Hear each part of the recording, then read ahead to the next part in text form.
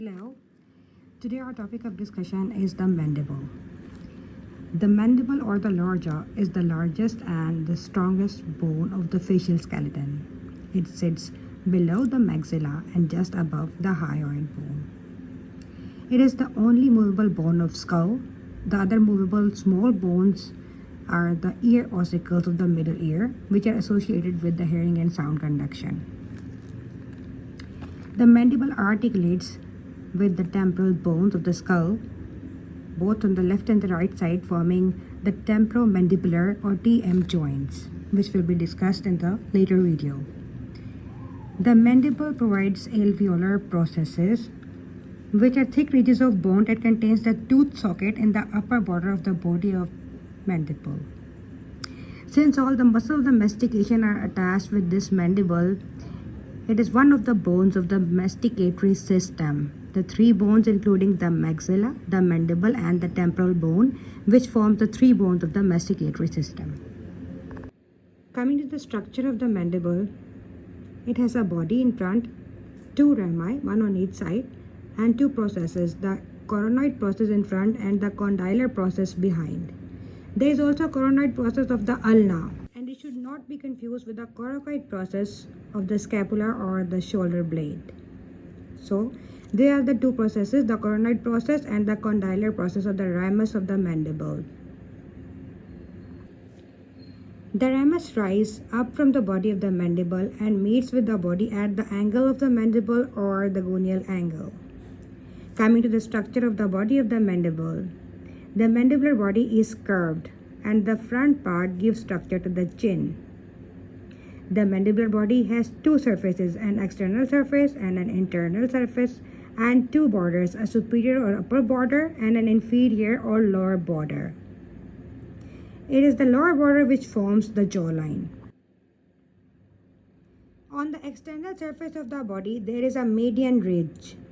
Since the bone is formed in fetus by the fusion of the left and right mandibular prominences, the point where these two join, the mandibular symphysis, is still visible as a faint ridge in the midline.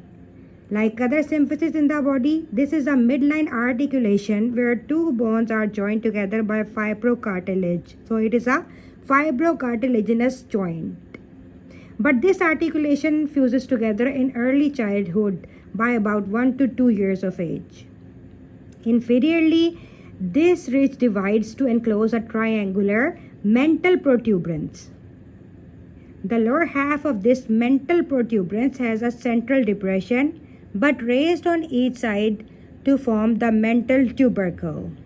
Just above this mental tubercles are tiny depression called the incisive fossa for the attachment of mentalis muscle. So the mentalis muscle is attached to the incisive fossa, which are tiny depression just above the mental tubercles. Midway between the upper and the lower border, below the second premolar tooth, the mental foramen is present, one on each side. The mental nerves and vessels pass through this. Running backwards and upwards from the mental tubercle is an oblique line. This is the oblique line, which is continuous with the anterior border of the ramus. Various facial muscles are attached to this line, including the masseter, the depressor labii inferioris, and the depressor anguli oris muscle. On the internal surface of the body of the mandible, an oblique line, the mylohyoid line, divides the internal surface of the body of the mandible into a triangular anterior sublingual area for the sublingual gland and lymphatics and a posterior submandibular area for the submandibular gland and lymphatics. The mylohyoid line continues about 1 centimeter from the upper border of the body of the mandible, just behind the third molar, and run towards the symphysis menti, ending in a small depression, the digastric fossa. This is the digastric fossa for the anterior belly of the digastric muscle. Just above the anterior part of the mylohyoid line is a small elevation This is the small elevation which is often divided into an upper and a lower part, and it is called the mental spines or the genial tubercles. The upper genial tubercle gives attachment to the genioglossus, while the lower genial tubercle gives attachment to the geniohyoid muscles. Superior to these mental spines or genial tubercles, most mandible display a lingual foramen which extends into the lingual canal that sometimes traverses 50% of the buccomandibular dimension. Posteriorly, the mylohyoid groove extends downwards. This is the mylohyoid groove. It extends downwards from the ramus to the posterior part of the mylohyoid line. So this is the mylohyoid groove, and this is the posterior part of the mylohyoid line. This is the mylohyoid line, and this is the mylohyoid groove. The superior or alveolar border of the mandible, wider behind than in front, is hollowed into cavities for the reception of roots of the teeth. There are total 16 in number, varying in sizes and depth according to the teeth they accommodate. The inferior border of the body of the mandible is thicker in front than behind. A shallow groove for the facial artery may be present at the point where the inferior border of the body meets with the inferior border of the ramus. It is this shallow groove for the facial artery.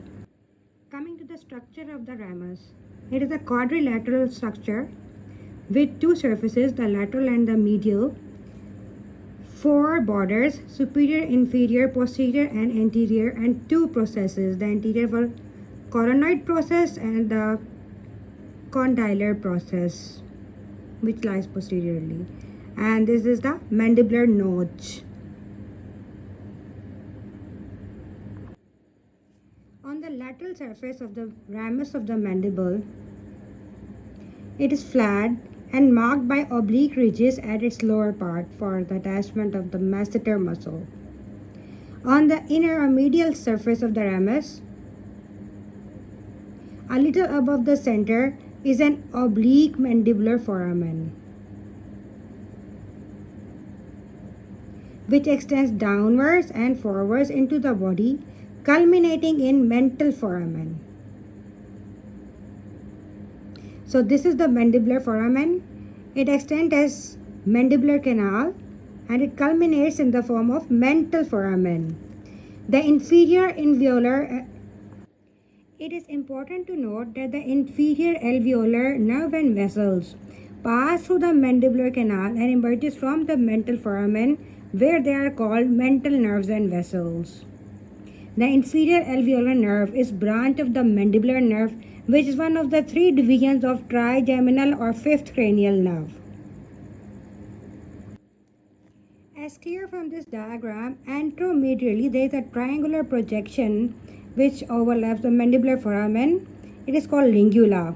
It is to this lingula that the sphenomandibular ligament is attached. So the sphenomandibular ligament is attached to the lingula which overlaps the mandibular foramen.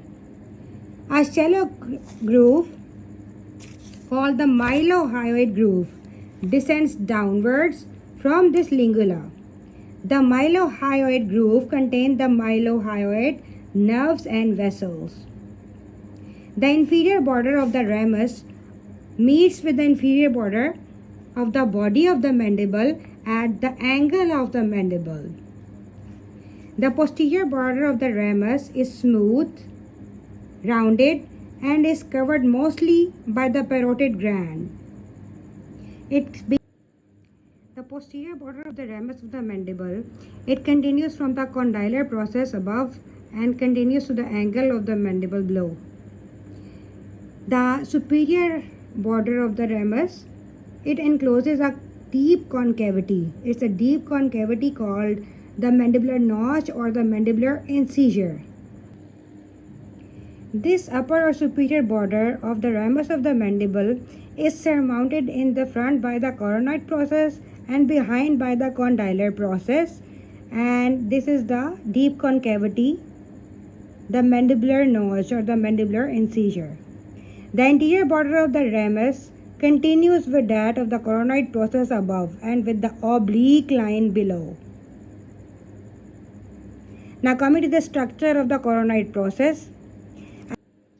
It's the anterior process that projects forwards and upwards. It's a thin triangular eminence which is flattened from side to side. Coming to the condylar process, it presents as a fibrocartilage covered head which articulates with the temporal bone's mandibular fossa via an intermediate disc forming the temporomandibular joint, which will be discussed in the next video. The lateral aspect of this condylar process is a blunt projection palpable in front of the auricular tragus, that is the ear tragus. As the mouth opens, the condyle descends downwards, admitting a fingertip towards its vacated fossa. Now below the head is a narrowed neck. On the medial aspect of this narrowed neck is a roughened area called the pterygoid fovea or the pterygoid fossa for the attachment of lateral pterygoid muscle. There are two heads of the lateral pterygoid muscle. The longer one is attached over here. So this is all about the bone structure of the mandible. In the part 2 of this video, we will be discussing the muscle attached to the mandible along with the muscles of mastication and the brief review of development of the mandible as well as the age changes in the mandible. Clinical significance and forensic aspect will also be discussed, as well as the temporomandibular joint that will be discussed in the next video. Thanks for watching the video. Don't forget to subscribe and share.